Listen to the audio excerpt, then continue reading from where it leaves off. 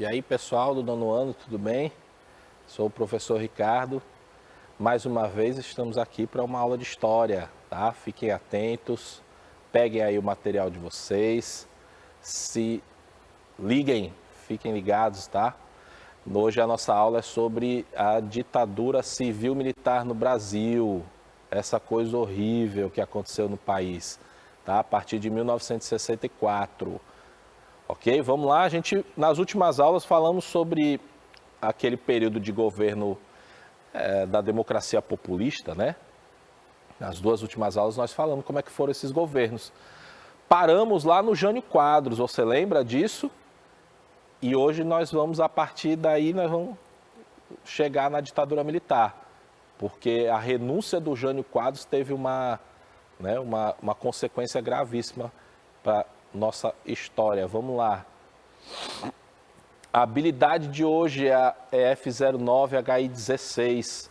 Analisar os aspectos determinantes da ditadura civil-militar no Brasil, identificando as forças sociais que ofereceram sustentação ao processo, né? E destacando a importância da justiça nos casos de violação dos direitos humanos e a reorganização da sociedade brasileira. Então a gente começa hoje, na próxima aula nós vamos procurar já concluir essa etapa da nossa história, né? Que é a ditadura civil-militar. Então vamos lá, vamos entender como é que foi o golpe. Primeira coisa que a gente tem que entender é o golpe. Antes dele tem o governo, lógico, do João Goulart, popularmente chamado de Jango, né? Que vai ser deposto através de um golpe e aí começa a ditadura militar. Então vamos lá, quais foram os efeitos da renúncia de Jânio Quadros, o Vassourinha, né? A renúncia do Jânio, ela é entendida, né, já é entendida como uma tentativa de golpe do próprio Jânio, né? O Jânio, quando ele renunciou, ele estava tentando dar um golpe já para voltar ao poder com o poder assim absoluto para ele, né? Ele achou que o povo ia ficar do lado dele e o povo, né, não quis nem saber, achou foi bom, renunciou, glória a Deus, né? E aí o golpe dele não deu certo. Mas tinha um problema, e ele sabia, o próprio Jânio sabia disso. Sabe por que ele achou que ele podia dar esse golpe aí no povo? Porque o vice do Jânio, você lembra bem, era o João Goulart, o Jango. Lembra lá? Na formação ficou o Janjan, que eles chamavam. Jânio e João Goulart. O João Goulart era o vice. O João Goulart, na época da renúncia do Jânio Quadros, estava até na China, um país comunista. Você tem que lembrar do seguinte, quando a gente está falando desse período aqui da nossa história, não esqueça disso.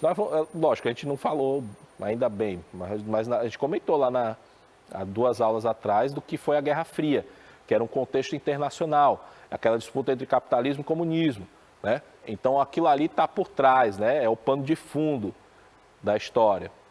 Então o João Goulart era um cara muito ligado aos trabalhadores.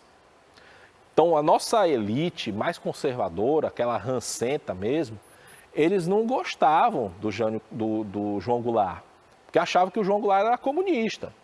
Então era um político que era ligado ao Vargas, né? Então essa elite também tinha um ranço danado contra o Vargas, dizia que o Vargas era comunista. Então, na época da renúncia do Jânio, o João Goulart está na China, que era um país comunista, fazendo a parte diplomática, né? Então isso aí gera um alvoroço muito grande, né? Dessa elite política conservadora, dos militares mais conservadores, mais reaça que tinha.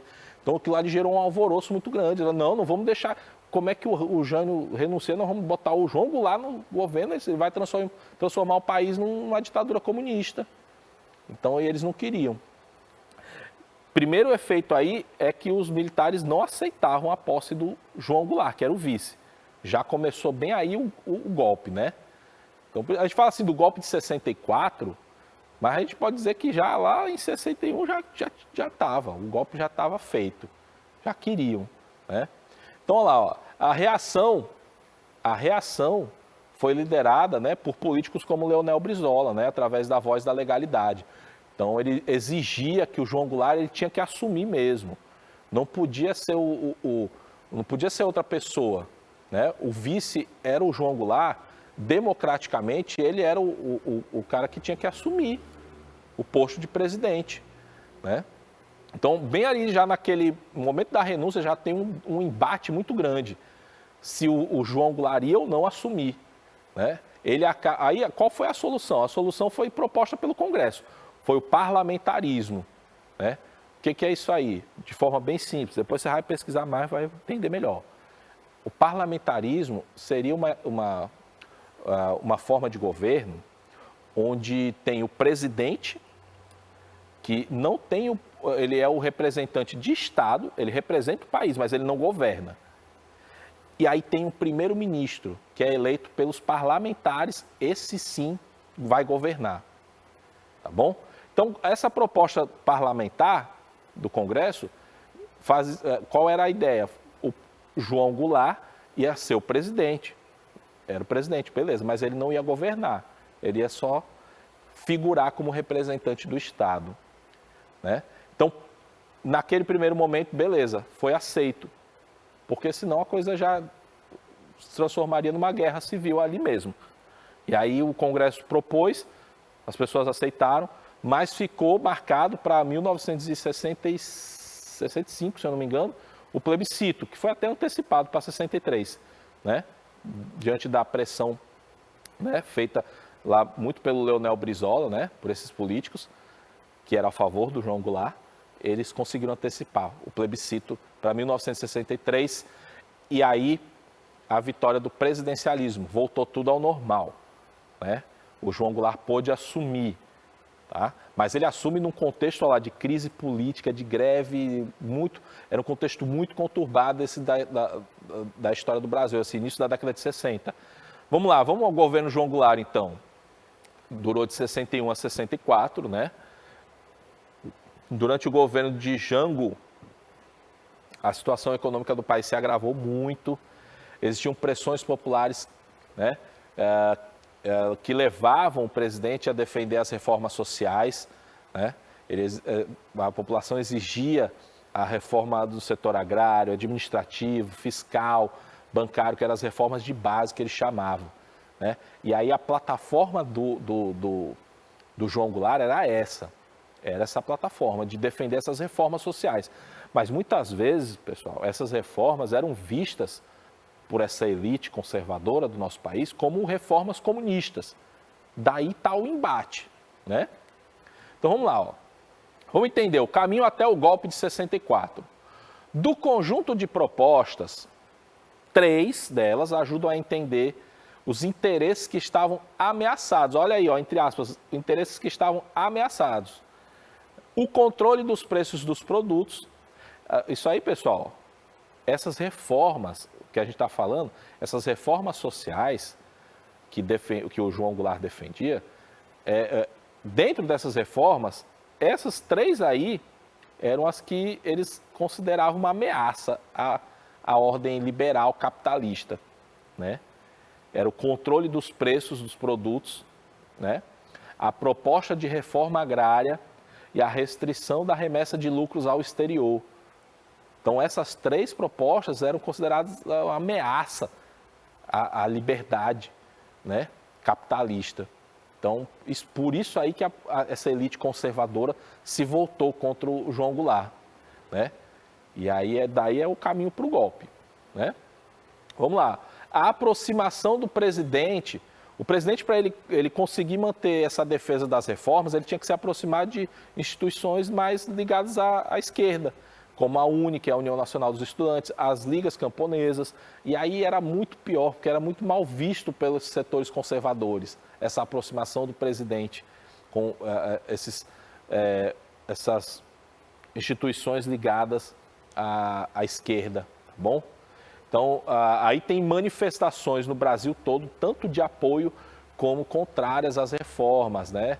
E aí entra aquela figura, aí nessa imagem é aquela marcha da família com Deus pela liberdade, aquela coisa horrorosa, que ainda hoje vão para a rua para defender isso aí, pelo amor de Deus, defender ditadura militar, então é intervenção militar, tá? Isso aí é um absurdo, gente, pelo amor de Deus. Não cai nessa, não. A divisão da sociedade brasileira. Olha só, se você reparar bem, eu costumo muito falar isso aí, para os meus alunos, inclusive, né? Essa divisão da sociedade brasileira que você vive hoje é muito parecida com a divisão da sociedade brasileira que foi feita lá em 1960 e que gerou esse golpe, tá bom? E é golpe, sim. Muita gente fala, não foi golpe, não, foi revolução, né? Que revolução? Não tem revolução quando... A revolução acontece quando vem de fora do Estado, né? E toma o poder. Um golpe é quando já está dentro do Estado. Os militares que tomaram o poder já faziam parte do Estado. Então não é revolução coisa nenhuma, pessoal. É golpe. Eu digo isso por quê? Porque os militares vão dizer que é uma revolução, que salvou o Brasil do comunismo. Mas não foi não, foi golpe mesmo, tá? E aí, ó, acontece essa radicalização política. Então os nervos estavam à flor da pele, certo? E acontece a deposição do presidente, né? O presidente assumiu mesmo uma postura, né, de defender essas reformas até o fim. E aí, por conta disso, o cenário político se agravou demais e os militares se juntaram para depor o presidente, né? O presidente acabou sendo deposto e teve que fugir do Brasil, né? Tá aí a capa do jornal O Globo, né? Que fala que o Mazzilli foi empossado, né, na presidência. O Mazzilli era o líder da Câmara, né? E o Goulart fugiu. Olha lá, a democracia está sendo restabelecida.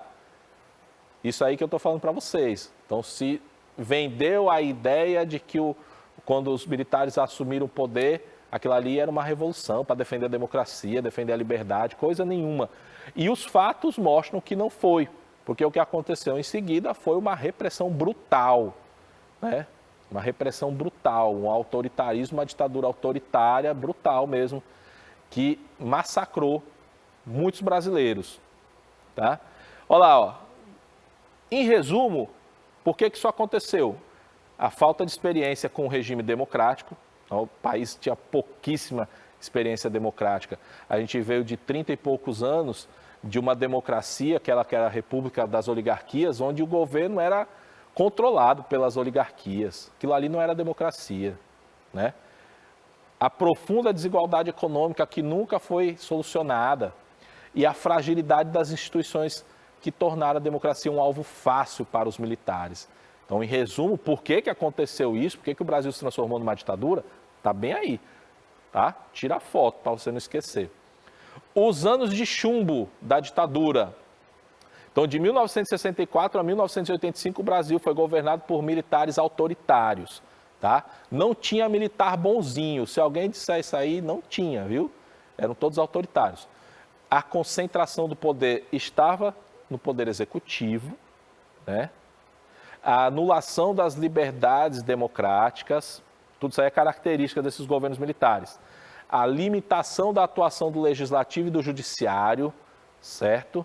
Muitas vezes eles caçaram os mandatos do poder legislativo, ficou contra eles, eles caçavam o mandato, mandavam prender, torturava, matava, sumia com o corpo, tá bom? Existia um violento sistema de repressão, tá? E, além disso aí, teve a abertura da economia ao capital estrangeiro, né, das empresas estrangeiras, que eles chamavam de milagre econômico, tá bom? Então, esse aí é o resumão para você do que foi esse período da ditadura militar, né? Então, agora vamos tratar dos governos mesmo. O governo do Castelo Branco, que foi o primeiro governo militar desse período, de 64 até 67, ele governou. Durante esse período de governo dele foi aprovados os primeiros atos institucionais, tá? Professor, o que é ato institucional? Era como se fossem decretos, né? Que o presidente assinava e era imposto, tinha força de lei, né? Então não se debatia mais, tá bom, pessoal? Então não é aquela realidade democrática do debate, da discussão. Ah, isso sim, pode ser benéfico. Ah, não, isso daí não dá certo, não pode. Então, o debate, a discussão acabou. O presidente, como eu falei, o poder está concentrado no poder executivo, que é o presidente que representa, no caso, os militares. né? Então, ele impõe os decretos, né? E aquilo ali tem força de lei, tem que ser obedecida, né? Então, a aprovação do ato institucional número 1, que garantia amplos poderes ao Executivo. Primeiro decreto que ele fez, né? Vai autorizar inúmeras prisões, caçar os direitos políticos de opositores, fechar o Congresso Nacional. Olha o ataque ao Poder Legislativo, né? Vai criar o Serviço Nacional de Informações, o SNI, que era para caguetar qualquer pessoa que falasse mal do governo. Então tá aí o Serviço Nacional de Informações, isso aí até hoje existe, isso aí é até hoje, tá? Depois ele decreta o ato institucional número 2, tá? A gente tá resumindo aí, ó, AI2, né? Para não ficar esse nomezão grande. Então, estabeleceu eleições indiretas para presidente. O que significa, professor? Significa que você não vai mais votar para presidente. Se você fosse, né, o eleitor, você não votava mais, né? O presidente seria escolhido de forma indireta. Extinguiu os partidos políticos, olha que beleza. Acabou, não tem mais partido político no Brasil, só que depois ele cria um tal do bipartidarismo. Então, durante esse período de governo da ditadura, para não dizer que não tinha partido político, né? Eles criaram o bipartidarismo. Só tinha 2 partidos, daí o nome bipartidarismo. Era a Arena, que era o partido, né, dos militares, defendiam os militares, e o MDB, que era a chamada oposição, assim, ó, entre aspas mesmo, era a oposição, que era a oposição calada. Então, para quem estava fora do Brasil, estava tudo bem. Ó, normal, os caras assumiram lá, mas tem democracia ainda. Tem até partido político, tem 2 partidos políticos. Então ainda tem democracia, mas era aquela democracia de fachada. Porque o partido MDB, que era a oposição, era uma oposição que não era oposição, né? Era a oposição calada que a gente fala, né? Lógico que depois eles até, os que tentaram falar alguma coisa foram caçados, né? Depois, presos também, exilados, né? Então, muito bem, vamos lá. Sequência aí cronológica dos fatos. Veja, em 1966 foi decretado o AI3, que é o ato institucional número 3, e aí as eleições para governo estadual passaram a ser indiretas também. Então, os governos estaduais não seriam mais eleitos pelo povo, também seriam indicados pelo presidente. E o ato institucional número 4, que definia a elaboração de uma nova Constituição, que vai ser feita em 1967. E essa Constituição ela vai incorporar as medidas ditatoriais estabelecidas desde 64. Tá certo? Foi aprovada também a Lei de Segurança Nacional no mesmo ano, né, 67, que definia que o Brasil vivia uma guerra interna contra os comunistas. Então, estava autorizado essas ações violentas de repressão do governo, porque o Brasil vivia uma guerra interna contra os comunistas. Essa é a definição da lei, né, de segurança nacional. Olha lá as capas de jornais da Folha, né? Partidos extintos, garantias suspensas e eleição indireta, né? Abaixo ali tem uma charge, né, sobre a lei de imprensa que instaurou a censura aos meios de comunicação, tá? Então, onde o que não era aprovado pelo governo ficava em branco, censurado, o povo não tinha acesso, tá bom? Muitas histórias sobre essa questão da censura, né? Onde era para ter matéria de jornal, tinha receita de bolo, né? Então tinha tudo, existia essa censura aos meios de comunicação, tá? Vamos lá que tem coisa ainda, meu filho. O que é Estado de Direito? Para você entender, vou dar uma acelerada aqui. Definição dada para os estados contemporâneos em que as leis são elaboradas por representantes da vontade da maioria. A gente chama isso como democracia, tá? Os direitos dos cidadãos no Estado de Direito são garantidos por lei. Então, existe a liberdade política e individual. No Brasil, durante a ditadura militar, isso não existe. Então, o Estado democrático de direito é jogado na lata de lixo pelos governos militares, tá? Porque os direitos individuais foram violados, ok? Se você não sabe o que é Estado de Direito, tira a foto para você saber, tá bom? O governo Costa e Silva, Na sequência aí do Castelo Branco, assumiu o poder o Costa e Silva. Esse era horrível, tá? 1967 a 1969. Só foi até 1969 porque ele morreu antes, né? E a gente pode agradecer, com certeza, né, dele ter morrido antes. Terrível, esse daí deve estar junto com o Pé Preto, uma hora dessa. Manifestações democráticas foram feitas no país, exigindo o retorno da democracia. Porque o que aconteceu foi uma safadeza, com o perdão da palavra. Os militares, quando deram golpe em 64, diziam que iam restabelecer a democracia. Você viu na manchete do jornal que eu li para você. Cadê a democracia? Sumiu, foi jogada na lata de lixo. Tá? E aí começou as manifestações democráticas, passeata aí dos 100 mil, exigindo um retorno. Rapaz, que é isso? Isso aí não foi o que vocês prometeram para a gente, não. E o que aconteceu? Piorou ainda mais a situação. Costa e Silva foi responsável aí por piorar a situação. Fechou novamente o Congresso e decretou o ato institucional número 5, o pior de todos da ditadura. Esse ato institucional número 5, né? Que, entre outras coisas, decretou lá a suspensão de todas as garantias constitucionais. Não existia mais Constituição. Decretou a intervenção nos estados e municípios, a cassação de políticos eleitos, demissões e aposentadorias forçadas de servidores públicos, a suspensão do habeas corpus. Professor, o que é habeas corpus? Aquela garantia de que você é inocente até o julgamento, que se prove, né? Que isso aí é um dispositivo da justiça, né? Você é considerado inocente até que o julgamento aconteça e tenha sido provado que você não é inocente. Isso se chama habeas corpus. Acabou. O governo podia pegar e prender você, mesmo sem ter alguma acusação contra você. E o estado de sítio, né? O Brasil, esse estado de sítio era um estado como se fosse um estado de guerra. O governo podia fazer tudo o que quisesse, tá? Olha lá, ó. A partir desse momento começa a organização da luta armada de oposição ao regime da ditadura, né? Eles promovem, esses grupos de oposição, promovem assaltos a bancos, sequestros e atentados. Aqui a situação fica bem mais radical, tá bom? As passeatas não funcionavam, né? Os militares não iam voltar a dar os direitos políticos do povo assim, fazendo passeata e manifestação artística, não iam. Então começou essa luta armada, né, para radicalizar o negócio. A opção desses grupos, né, rebeldes, era a guerrilha, que tinha uma influência muito grande da Revolução Cubana, né? Depois vamos falar disso aí mais na frente, mas você já pode ir dando aquela pesquisada, né? Foi fundado em sua maioria por ex-militantes comunistas, ó, alguns desses grupos, ALN, o VPR, MR8, desculpa, e o PCBR, Partido Comunista Brasileiro Revolucionário aí.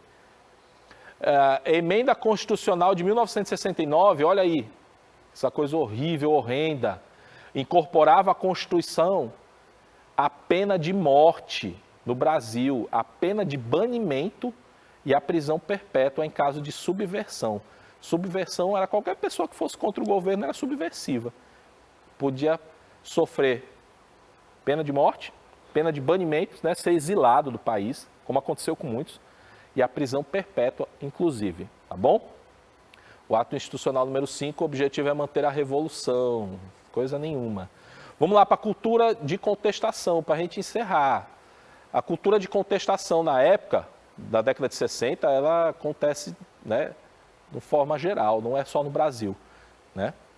Existia a arte engajada no Brasil, que defendia, né, esses valores políticos relevantes, a arte como um instrumento político, né, de defesa da democracia e da justiça social. O cinema novo, que trazia às telas a realidade brasileira sem o retoque hollywoodiano. Olha aí a capa do filme Vidas Secas, de Graciliano Ramos, mostrando a miséria do povo brasileiro.